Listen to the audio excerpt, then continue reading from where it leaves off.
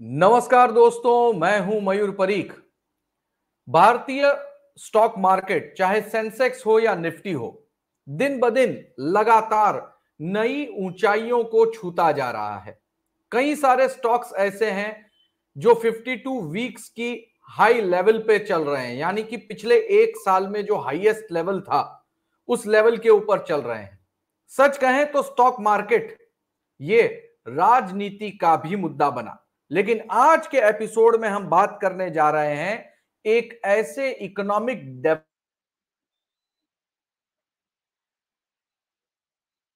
सुनकर आपके होश उड़ जाएंगे।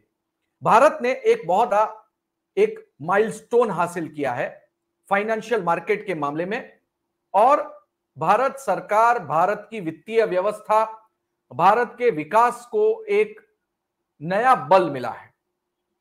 भारतीय जो व्यवस्था है, गवर्नमेंट बॉन्ड है, उसे अंतरराष्ट्रीय बाजार में इंडेक्सिंग मिल गई है।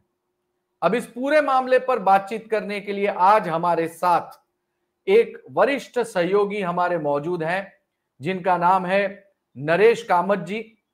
नरेश कामत जी मुंबई शहर के एक जाने माने पत्रकार हैं। नरेश कामत जी, इनकी कलम का लोहा कई लोग मान चुके हैं। पॉलिटिक्स हो, सिटी रिपोर्टिंग हो या फाइनेंस हो, कई सालों तक वो बड़े बड़े अखबारों में अपनी कॉलम चलाते रहे हैं। नरेश जी, इंडियन गवर्नमेंट बॉन्ड को अब इंटरनेशनल मार्केट में रिकॉग्निशन मिला है, ये क्या खबर है और खबर का असर क्या होगा, हमारे पाठकों को जरा आप विस्तार से बताइए। मयूर जी, थैंक्स शो में इनवाइट करने के लिए। आज एक हिस्टोरिक दिन है इंडिया के लिए। आज जेबी मॉर्गन, जो यूएस की सबसे बड़ी फाइनेंशियल पावर हाउस जिसको बोलते हैं, आज उन्होंने हमारे 27 जो गवर्नमेंट बॉन्ड्स है उसको अपने ग्लोबल इंडेक्स में शामिल कर लिया। इससे क्या होगा कि जो अमेरिका में या बड़े बड़े जो लोग हैं जो अपने पैसा लगाना चाहते थे, तो वो है ना अभी इंडियन बॉन्ड्स में पैसा डाल सकेंगे। इसमें दो तीन बहुत बड़ी बातें हैं। ये अभी हम सब कहते हैं कि इंडिया बहुत बड़ा पावर हाउस है, यानी इंडिया का बहुत बड़ा ये फास्टेस्ट ग्रोइंग इकोनॉमी है। ये एक माइलस्टोन इसलिए है क्योंकि हमको सबसे बड़ा प्लेटफॉर्म मिला। जो वहां का निवेशक है वो अगर इंडिया में डालना चाहे पैसा तो कहाँ डालेगा? अभी जेबी मॉर्गन में वो पैसा डाल सकता है जो हमको आएंगे। सेकेंड चीज ये बहुत बड़ी है कि इस पूरे चीज को उनके लोगों ने कहा कि हमको इंडिया में इन्वेस्ट करना है। उनके लोगों ने कहा, बहुत बड़ा एक सर्वे हुआ, स्टेटस रिपोर्ट लिया और उन्होंने कहा हमको डालना है, आप लेके आओ। तीसरी बात, हमने कोई भी उनको टैक्स ब्रेक या कंसेशन नहीं दिया, जबकि चाइना ने भी उनको दिया था कि आप हमारे यहाँ हमारे बॉन्ड में डालोगे, हमने नहीं दिया। तो भी उन लोगों ने हम आज लिस्ट हो गए। तो ये बहुत बड़ी कामयाबी है। कामयाबी इसलिए है कि अभी बहुत बड़ा पैसा आएगा। उनका एस्टिमेशन है कम से कम 2 लाख करोड़ रुपया से 2.5 लाख करोड़ रुपया ये नेक्स्ट 10 मंथ्स में इंडिया में आएंगे। वो हमारे गवर्नमेंट बॉन्ड्स में इन्वेस्ट करेंगे। तो ये एक बहुत बड़ा माइलस्टोन है। नरेश जी, हमें ये बताइए, 2 लाख करोड़, 2.5 लाख करोड़ गवर्नमेंट बॉन्ड्स में आज यूनाइटेड स्टेट्स की जनता डायरेक्टली इन्वेस्ट करेगी। पीएसयू स्टॉक्स जो हैं वो तो वैसे ही एकदम रॉकेट बन चुके हैं, पूरी स्पीड से यूं एकदम ऊपर जा रहे हैं। इसका स्टॉक मार्केट पर क्या असर होगा और कहां असर होगा? मयूर जी, ऐसा है कि गवर्नमेंट बॉन्ड होता क्या है, ये पहले कंसेप्ट समझ लो। गवर्नमेंट बॉन्ड ऐसा होता है कि गवर्नमेंट को इंफ्रास्ट्रक्चर प्रोजेक्ट हो, पावर प्लांट डालने हो या उसके लिए वो लोग पैसा लेते हैं एज अ लोन, और एक इंटरेस्ट ये कैलकुलेट होता है। आज तक क्या होता था कि हमारे बैंक और इंश्योरेंस कंपनी जो थे वो 60% जो ये गवर्नमेंट बॉन्ड में जो 60% है वो उनसे आता था। जैसे गवर्नमेंट, आप कभी भी कोई डिपॉजिट करते हो उसका 22% गवर्नमेंट बॉन्ड में लाना है। अभी क्या होगा कि उनपे प्रेशर कम हो जाएगा, उनपे प्रेशर बहुत कम हो जाएगा और अभी बाहर से पैसा आएगा।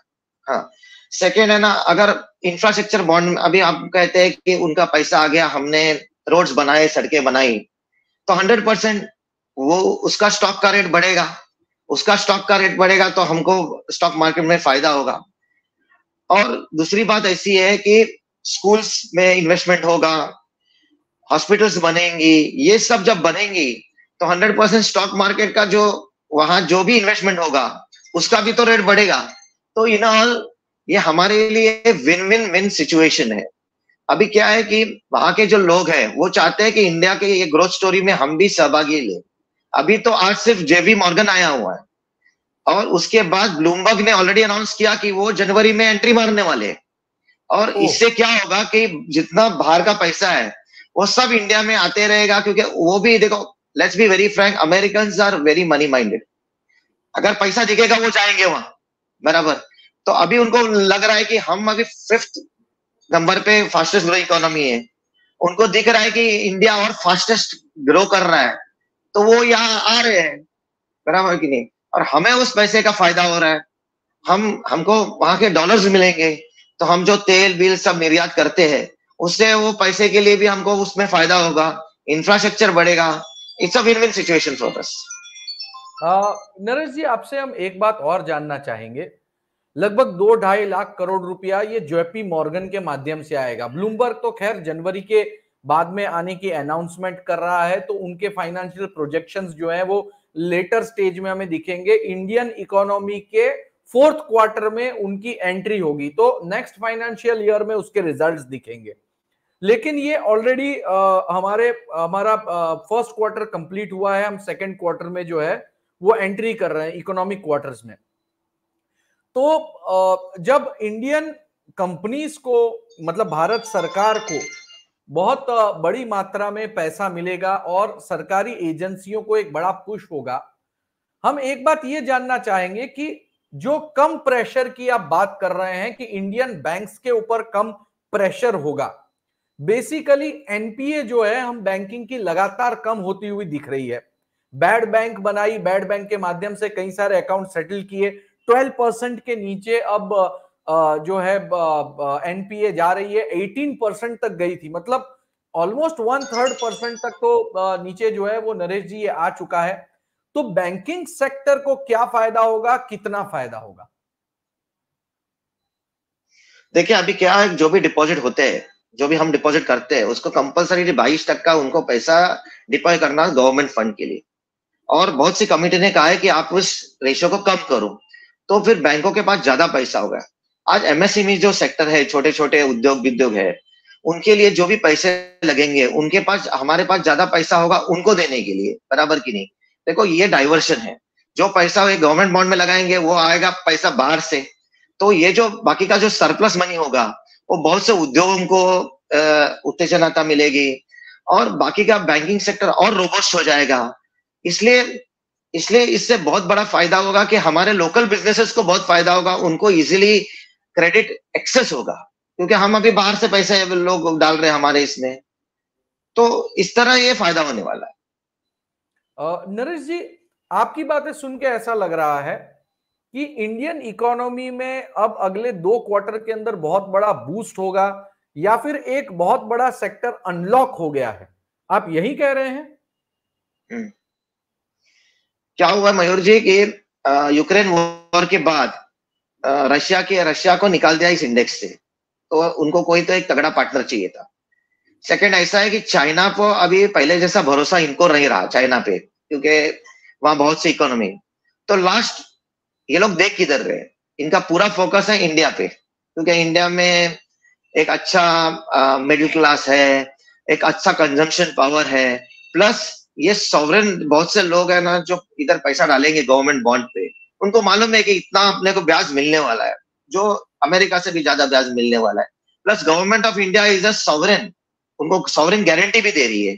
yes. तो इसलिए वो डालेंगे, और जैसा पैसा हमारे पास डालेंगे हमको, हमारा आज कॉस्ट ऑफ बोरोइंग कम हो जाएगा, इतना पैसा आएगा तो कॉस्ट ऑफ बोरोइंग कम हो जाएगा।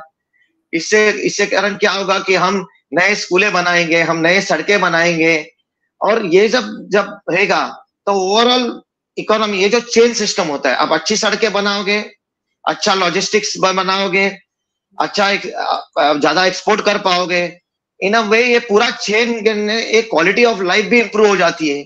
आज आज आप मेरे को कहिए कि इतना बड़ा इंफ्रास्ट्रक्चर का स्कूल बनेंगे, ये बनेंगे, कितना जॉब जनरेशन होगा, कितने परिवारों को एक अच्छे लेवल पे एक अच्छा बूस्ट मिलेगा, उनका उनका स्टैंडर्ड ऑफ लिविंग बढ़ जाएगा, उनके बच्चे अच्छे स्कूल्स में जा पाएंगे, उनको अच्छे फैसिलिटीज मिल जाएंगे।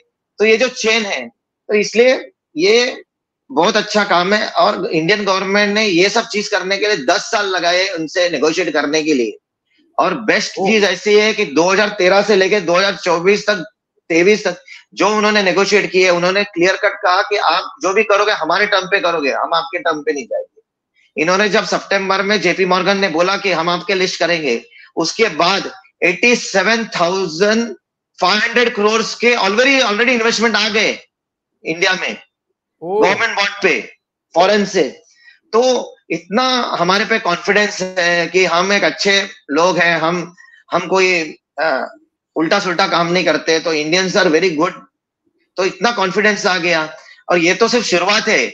एक बार जेपी मॉर्गन जैसा एक बहुत बड़ा जाइंट है, आपको मालूम होगा कि नहीं मालूम नहीं है, जेपी मॉर्गन एक बहुत बड़ा जाइंट है जो अमेरिका में ये है। लास्ट ईयर जेपी मॉर्गन ने एक बहुत बड़ी बैंक भी जो लॉस में चल रही थी, बैंक जिसको बैंकरप्ट हुई थी बैंक, वो भी है ना उन्होंने ले ली फर्स्ट रिपब्लिक बैंक नाम का, $10.6 बिलियन में उन्होंने खरीद ली।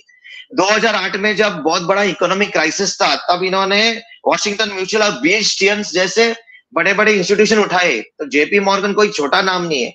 अगर जेपी मॉर्गन को सब स्टडी करेंगे भाई, अगर ये सक्सेस हो गया तो फिर there is no place like India to invest. Naresh ji, आखिरी सवाल आपसे पूछना चाहूंगा। आप बिजनेस पर तो अच्छी पकड़ रखते ही हैं, पॉलिटिक्स में भी अच्छी पकड़ रखते हैं। एक बात है, ये जो आप आज ग्रोथ स्टोरी एक हमें बता रहे हैं हमारे दर्शकों को और इंडियन इकोनॉमी की बात कर रहे हैं, जब सेंट्रल गवर्नमेंट एनडीए की बनी है, बीजेपी के पास एब्सोल्यूट पावर नहीं है, बावजूद इसके फॉरेन इंस्टीट्यूशन को एक अच्छा भरोसा है।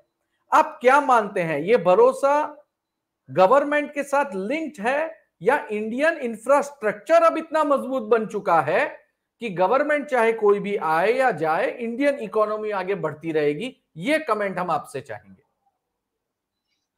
देखिए, इंडिया की जो ग्रोथ स्टोरी है वो कोई भी आवे वो तो करना ही है। सेकेंड थिंग, अगर आप इस कॉम्पोजिशन ऑफ गवर्नमेंट को देखोगे तो देखिए ये जो गवर्नमेंट है, ठीक है, इनके पास एब्सोल्यूट मेजोरिटी नहीं है, कोई बात नहीं, लेकिन इनके जो एलीज है जैसे Chandrababu Naidu was the first person जिन्होंने उस टाइम पे बिल गेट जैसे तुरम लोगों को लाया, और वो खुद चाहते हैं कि वो ये करे।